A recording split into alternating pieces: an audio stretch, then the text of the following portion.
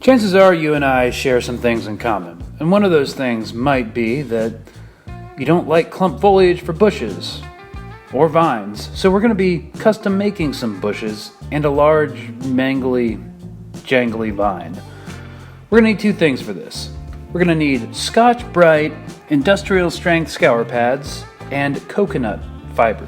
Coconut fiber can be found in plant liners at your local flower shop or at any hobby store, really. I'm getting the loose coconut fibers for this, which means that they're not glued together. A lot of plant liners are glued together. You don't want these to be glued together. You want them to be loose. And next thing we're doing is just getting a good tuft of it. This is going to be kind of like applying field grass. Taking out a lot of the large fibers or fibers that still have coconut bark on them. And yeah, just building that up. Getting that to whatever thickness you're all about.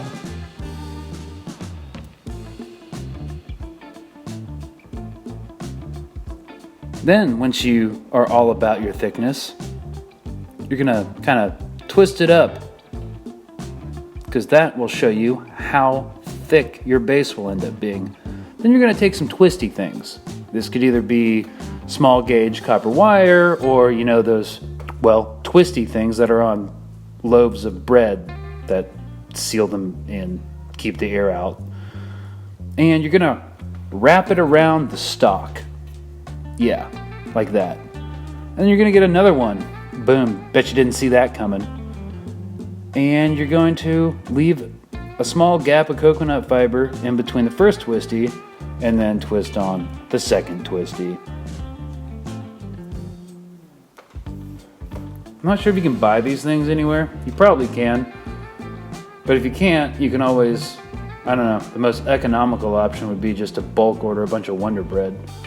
Alright, see, there's a little gap in between them. Now, you're going to take some scissors that preferably don't suck, do some verge trimming, just so it becomes a little bit more workable, and then you're going to go in between the two twisties and cut that apart, creating the substructure for these weird frondy desert plants.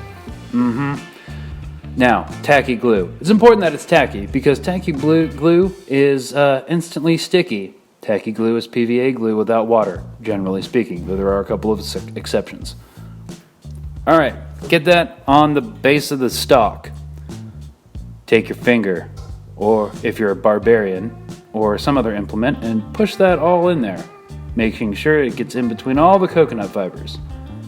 And they're all connected by the tacky glue.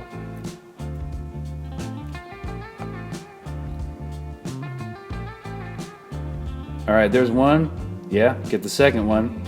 Gonna need a lot of these for this particular board, but if you're just doing scatter and you like the look of this vegetation, maybe two's enough for a good scatter piece. Alright, now while those are drying, we're gonna take our industrial strength scour pad, which is pretty much a poor man's rubberized horsehair, and we're gonna pull it apart. There's kind of a natural partition that makes it really easy to do. And you can just pull it apart with your fingers so you get the requisite size that you're looking for. And I try to make these non-circular symmetrical, so I just mess them up. You might get some dangly bits, snip them off. And there you go. Substructure for bush number 2. Make a few of these. Why not?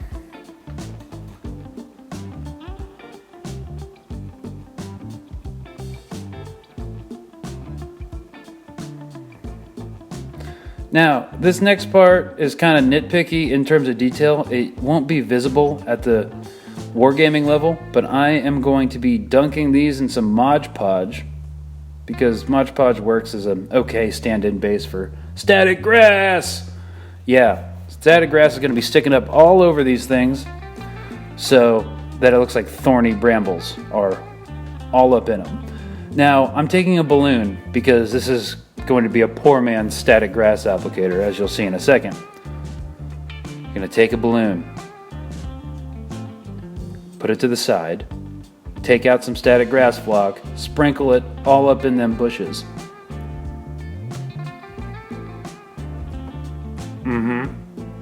Oh yeah. And then, come on, hurry up. Then, on your mop of a haircut, you're going to create a static charge on that balloon. Put it over the static grass. And it's going to remove some static grass and make some of the static grass stand upright. And if you don't have a static grass applicator, you can get some 1 mil or 2 mil basing grass looking very mediocre using that method. And then you have a brambly bush. Let that dry. Okay, now while that's also drying, we're going to create some vines.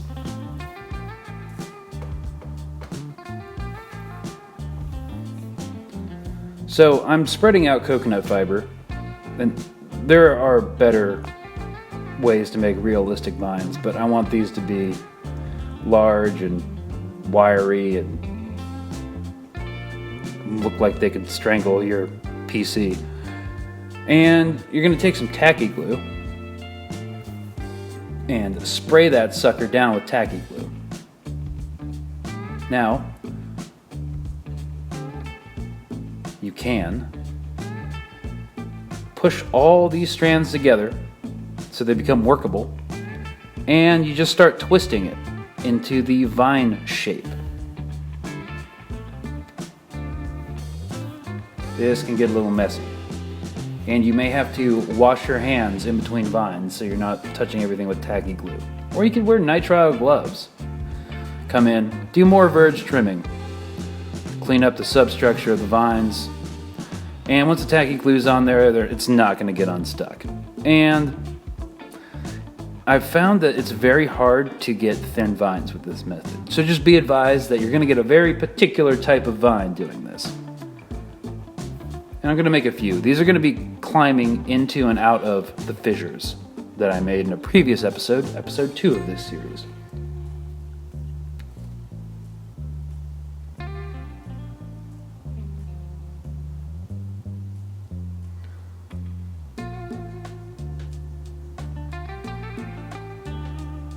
And you know what? I could have cut this so that I was making one plant at a time, but let's go on a journey.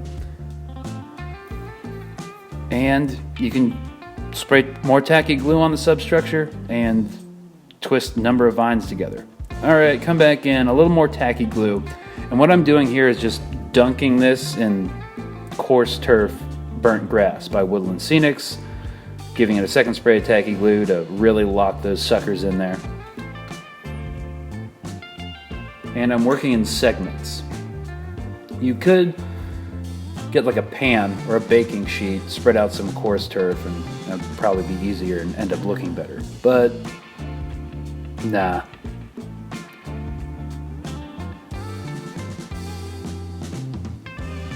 Hit it with some more tacky glue, and that's what you get. Okay, now that the Aleene's tacky glue has dried on these weird fronds, you can twist them together at the base to make a really small base, all the fibers getting pushed together, and that's what you're left with. Now, I make sure that different parts of the bush stalks, we'll call them, are cut to different lengths so it doesn't look like there's a straight flat top haircut on this thing. Spread it out. There you go. Rinse and repeat for all of your future bushes.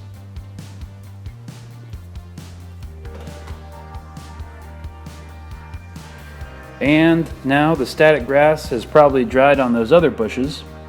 And what we're going to do is prime all these things, because as they stand right now, the coconut fiber and the static grass on the industrial strength scour pad bushes are not strong enough to stand up to wargaming or RPGs. So I'm taking some satin nutmeg, which makes a pretty good browny bark color, and I'm just priming the hell out of them. Like, don't worry about obscuring detail. There's really no detail to obscure.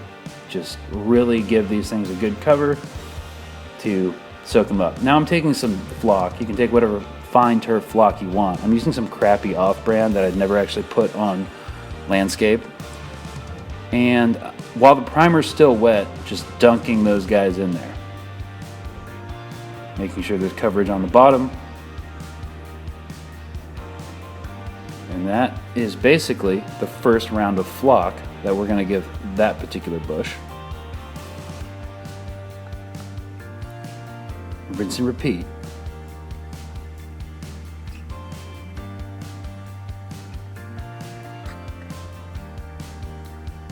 Alright, now I'm taking some Woodland Scenics Earth Blend and taking the Scour Pad bushes while the primer is still wet and just dunking them in there. Now if you want less coverage, sprinkle it on. And once all the fibers are coated in flock, I'm adding more tacky glue, and then for highlights, as if sunlight was bouncing off it or there's a preponderance of dead leaves on them, I'm just sprinkling on some Woodland Scenics Yellow Grass Fine Flock, or Fine Ground Foam. And I'm doing a similar thing for the vine.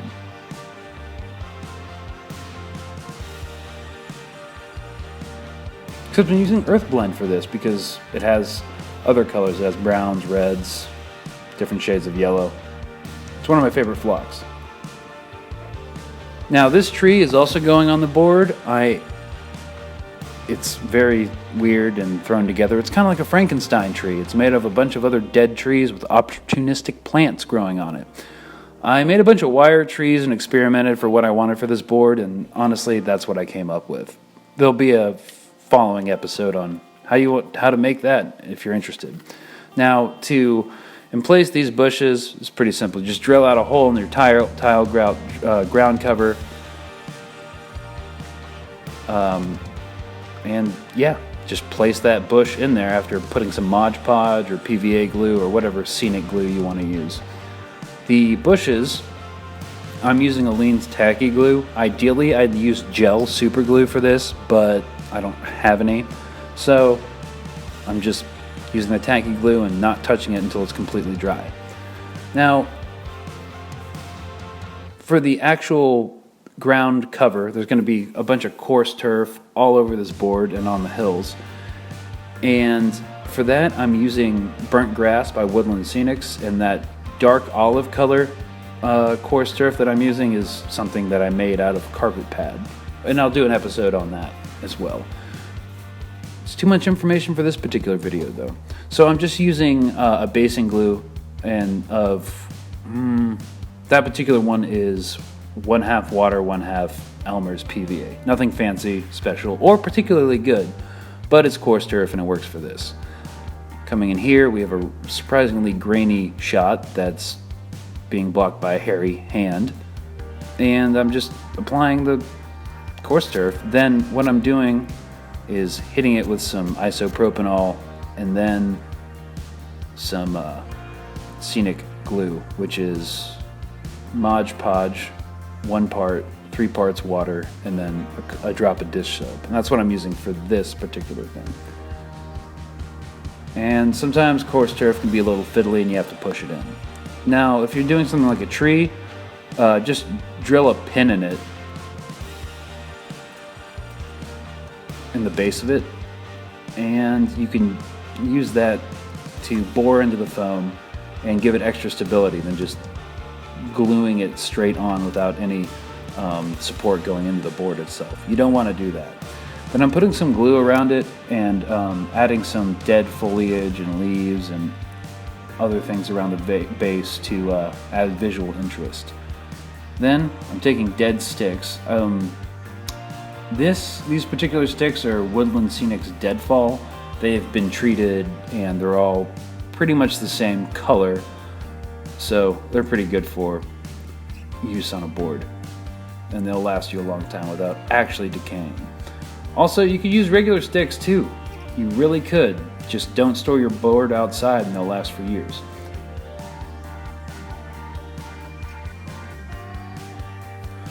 So if you've never applied anything on the ground before, it's very simple. Just some sort of clear drying PVA base, basing glue. Place your bush or your coarse turf wherever you want, and then come in with some spray glue and just fix it in place.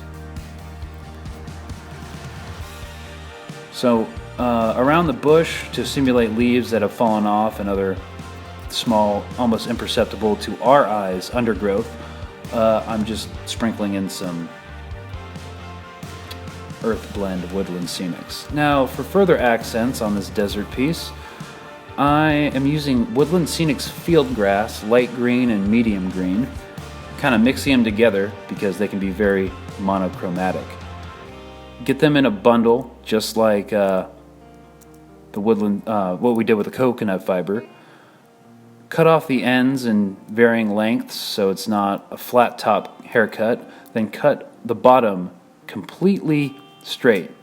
Then I'm taking some Mod Podge, dipping the stalk in there, and then once the Mod Podge is on the base and all around those nylon fibers in the field grass, it's just a simple matter of putting it wherever you want.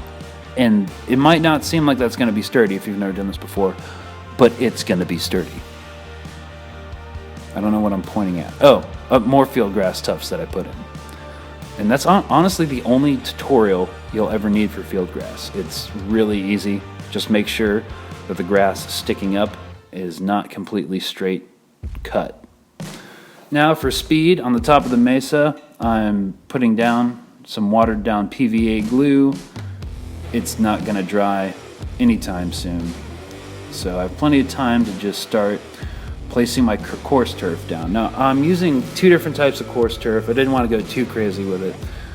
I found, if you're just starting out, placing two different colors, a lighter color and a darker color, right next to each other really brings out the contrast in colors and adds a lot more visual interest. Now I'll do a more in-depth episode about highlights, lowlights with flock and ground vegetation, but for now, just mix it up. Work with what you have and put it in creative places.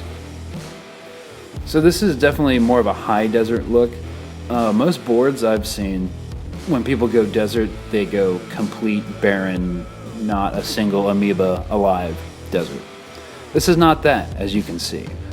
And after the tutorial videos preceding this and the conclusion of this video, we have this 4x4 skirmish board that's modular.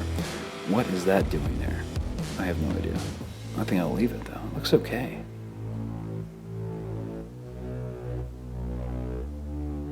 And that, people, is a quick and dirty guide to how to apply vegetation. Specifically to a desert board, because you're not using static grass or anything else, or a preponderance of fine foam flock.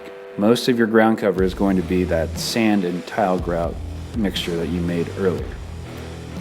That we made earlier.